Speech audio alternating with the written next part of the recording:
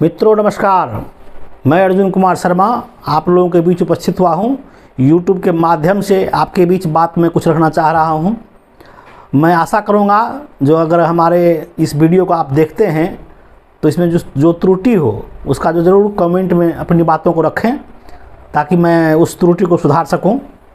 मित्रों, जैसा कि हम जानते हैं 2014 से भारतीय जनता पार्टी एनडीए गठबंधन की सरकार चल रही है और हमारे नेतृत्वकर्ता आदरणीय नरेंद्र मोदी जी के नेतृत्व में यह देश दिन दुनी और रात चौगुनी तरक्की कर रही है। लेकिन इसमें विपक्षियों को कुछ मिल नहीं रहा है जो वास्तव में वो क्या कहे, और इसीलिए विपक्षी अपनी जो एक विपक्ष की भूमिका होती है वो सही निभा नहीं पा रही है।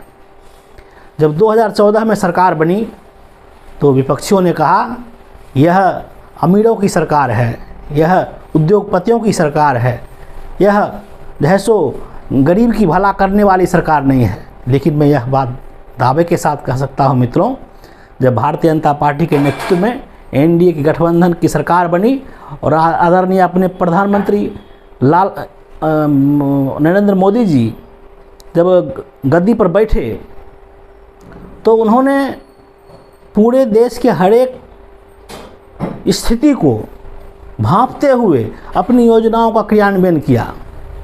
उसमें शहर को भी लिए, जो स्मार्ट सिटी बनाने का बात हुई, और गरीब से गरीब लोगों के लिए योजना कैसे बने, कैसी योजना बने उसकी भी चिंता की। आज अगर हम गांव की चर्चा करें तो इससे पहले का गांव भी हम लोगों ने देखा है। वह गांव जहां पर जाने के लिए कच्ची सड़क हुआ करती थी, वहां पर बिजली नहीं हुआ करती थी, वहां की महिलाएं शौचालय के लिए बाहर जाया करती थी घर से, पुरुष भी जाया करते थे बाहर। वहां पर घर में सिर्फ लकड़ी और गोईठे से या ठठेरे से खाना बनता था। वहाँ की जो आर्थिक स्थिति थी वह बहुत ही दयनीय थी। यातायात का साधन नहीं रहने के कारण, बिजली नहीं रहने के कारण, घर में सुख सुविधा उपलब्ध नहीं रहने के कारण गांव जो था वह वास्तव में एक पुराना, जो हम लोगों का जो पुराना एक गांव हुआ करता था, अंधेर में रहने वाला वही गांव तब तक था।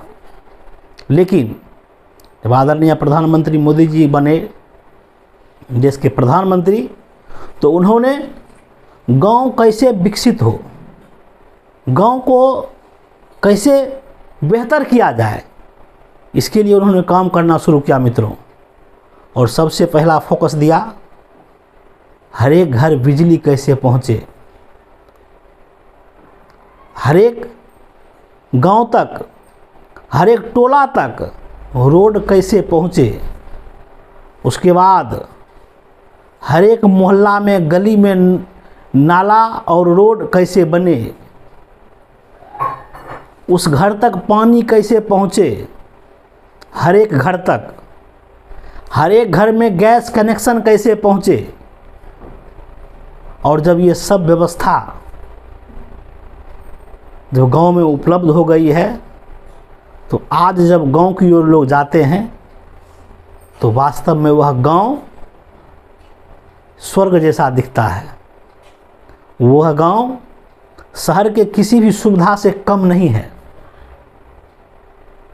आज गांव में भी छोटा मार्केट बस गया है, वहाँ पर भी हर एक चीज़ की व्यवस्था हो गई है, क्योंकि यातायात की साधन अच्छी हो गई है, क्योंकि वहाँ का आबो हवा अच्छा हो गया है, सरकार का लॉ एंड ऑर्डर अच्छी हो गई है।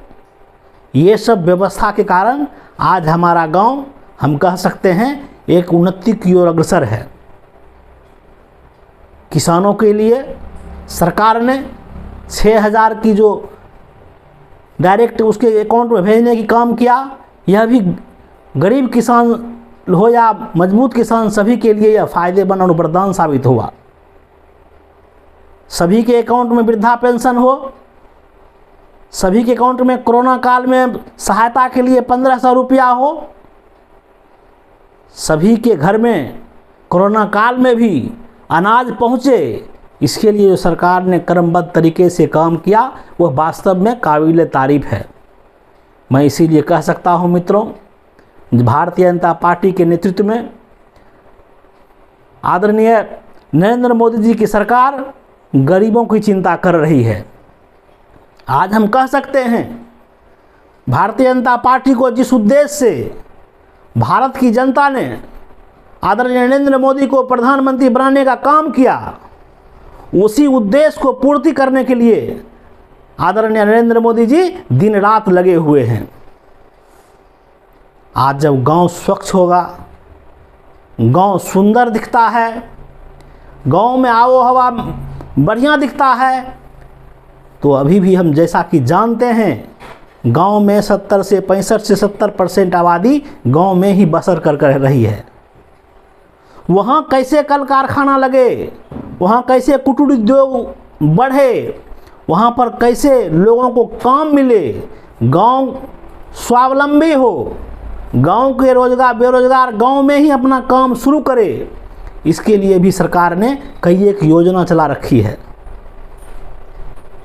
छोटी छोटी स्किल योजना के तहत छोटा छोटा उद्योग लगाया जा रहा है। छोटे परिवार को बकरी पालन हो, गाय पालन हो, मुर्गी पालन हो, मत्स्य पालन हो, उसकी ओर अग्रसर किया जा रहा है।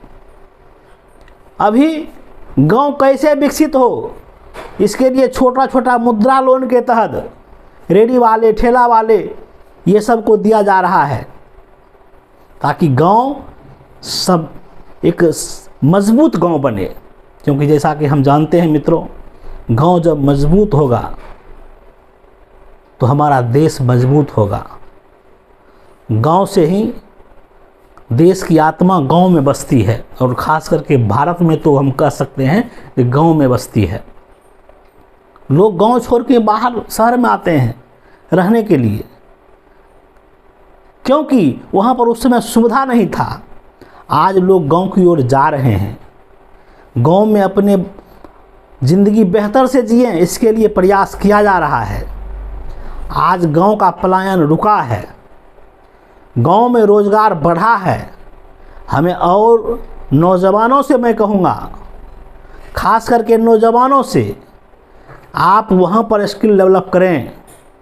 अपने गांव में ही किराना दुकान हो, अपने गांव में ही कपड़ा की दुकान हो, अपने गांव में ही जेवर की दुकान हो, अपने गांव में ही मिठाई की दुकान हो, अपने गांव में ही सैलून की दुकान हो, अपने गांव में ही फर्नीचर की दुकान हो। गांव कैसे स्वावलंबी हो, इसके लिए हम एकजुट होकर और गांव को मजबूत करने का काम करें मित्रों। क्योंकि किसी भी पंचायत की आबादी 15,000, 20,000, 10,000 से कम नहीं होती। अगर वह आबादी स्वयं पर निर्भर हो जाए तो वास्तव में इस देश के लिए क्रांति साबित होगा। आज महिलाएं गांव में ऐसे बैठी रहती है, वह अगर अपने हुनर से कुटीर उद्योग शुरू कर दे, छोटा छोटा कपड़ा का जो निर्माण होता है वो करना शुरू कर दे, अपना और भी कोई धंधा शुरू कर दे घर में, ताकि वह स्वावलंबी हो सके, तो उससे भी मेरा गांव आगे बढ़ सकता है। सरकार इसके लिए कई एक योजना चला रही है। मैं इसके लिए अपने लोकप्रिय प्रधानमंत्री आदरणीय नरेंद्र मोदी जी को कोटि कोटि धन्यवाद देता हूं, और आशा करता हूं जिस तरह से जनता ने उन्हें प्यार और स्नेह दिया है, उसी तरह आगे भी उनको जनता प्यार और स्नेह देती रहेगी। मैं इन्हीं बातों के साथ अपनी बातों को विराम देता हूं। जय हिंद, जय भारत, जय भारतीय जनता पार्टी। नमस्कार।